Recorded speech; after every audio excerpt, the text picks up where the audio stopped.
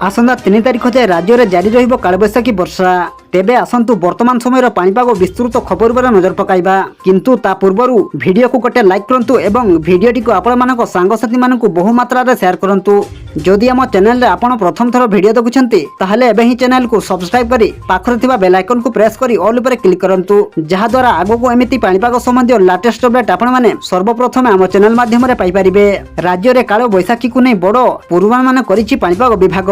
आसंता 3 तारिख पर्यंत राज्यर विभिन्न स्थान रे काल बैशाखी प्रकोप जारी रहिबो। यही समय घड़घड़ी सह वर्षा एवं प्रबल बेगर पवन बहिबार संभावना रही। पाणीपाग विभाग सूचना अनुसार आज पुरी, खोर्धा, नयगढ़, कटक, जगतसिंहपुर, भद्रक, जाजपुर, केन्द्रापड़ा, बालेश्वर, भद्रक, गंजाम, गजपति, रायगड़ा, कोरापुट एवं मालकानगिरी जिलार केतेक स्थान में घड़घड़ी सह हालुकारू मध्यम धरणर वर्षा होई पारे।